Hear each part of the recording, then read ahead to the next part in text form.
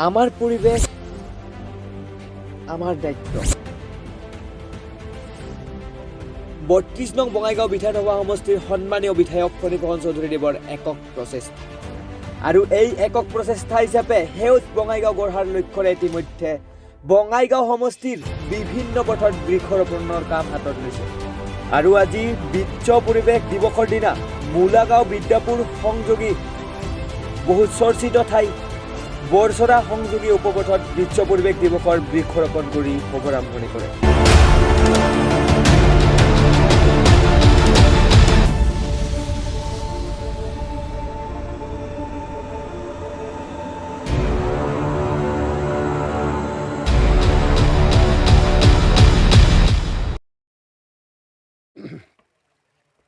আমি আজি নহয় আচলতে যোৱাত প্ৰায় ৩টা বছৰ আগৰ পৰাই আমি বঙাইগাঁও চহৰকে আদি কৰি দাঁতিকাষৰীয়া অঞ্চলবিলাকক আমি বৃক্ষৰোপণ কাৰ্যসূচী আমি পালন কৰি আছোঁ। আজি বিশ্ব পৰিৱেশ দিৱস উপলক্ষে আমি আজি ইয়াত আমাৰ দলৰ ভাতৃ সংগঠন যুৱ পৰিষদৰ জৰিয়তে আমি বৃক্ষৰোপণ কাৰ্যসূচী আমি লৈছোঁ। আৰু এই বৃক্ষৰোপণ কাৰ্যসূচী যিটো হ'ব এইটো অকল তাৰমানে আজিতেই সীমাবদ্ধ হৈ নাথাকে। আমি এইটো তাৰমানে মোটামুটি গোটেই বছৰজোৰা আমি এনেধৰণে বৃক্ষৰোপণ কৰি আছোঁ, কৰি থাকিম। এতিয়া আজি আমি যিটো ৰাস্তাত তাৰমানে আজি বৃক্ষৰোপণ কৰিবলৈ লৈছোঁ এই গোটেই ৰাস্তাটোতে বৃক্ষৰোপণ কৰা হ'ব। প্ৰায় ৩০-৪০০ গছপুলি আমি ৰুম এই ৰাস্তাটোত। আৰু এনেধৰণে আপোনালোকে জানে যে বাঘেশ্বৰী পাহাৰ আমাৰ আছে। বাঘেশ্বৰী পাহাৰত আমি আজি প্ৰায় এসপ্তাহমানৰ আগৰ পৰা বৃক্ষৰোপণ কাৰ্যসূচী আমি পালন কৰি আছোঁ। ঠিক তেনেধৰণে আমি যিটো বঙাইগাঁও বাঘেশ্বৰী মন্দিৰৰ পৰা চাপাকাটালৈকে যিটো যোৱা ৰাস্তা সেই ৰাস্তাটোতো আমি বৃক্ষৰোপণ কাৰ্যসূচী আমি পালন কৰি আছোঁ।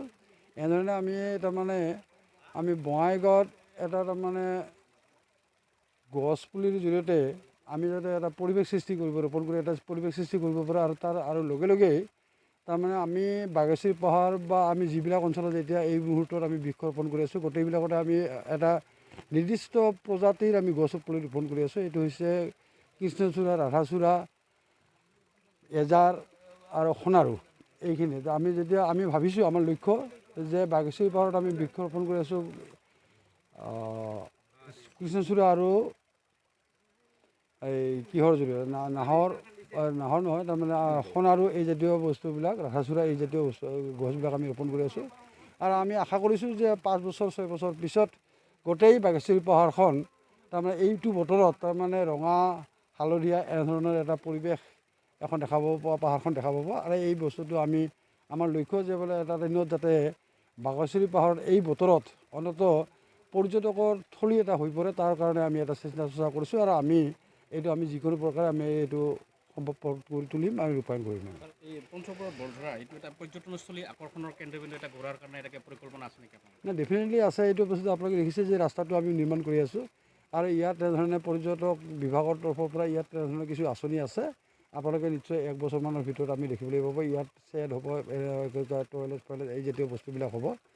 গতিকে আমি এইটো তাৰমানে এই 2-3 বছৰৰ ভিতৰত এইটো তাৰমানে এটা অসমৰ ভিতৰত এটা পৰ্যটকস্থলী হিচাপে অসমৰ এটা নামজ্বলা পৰ্যটকস্থলীত তাৰমানে প্ৰস্তুত কৰি তোলাৰ ক্ষেত্ৰত আমি ব্যৱস্থা গ্ৰহণ কৰিম। দিৱস উপলক্ষে আমাৰ উপস্থিত হোৱা সমূহ আমাৰ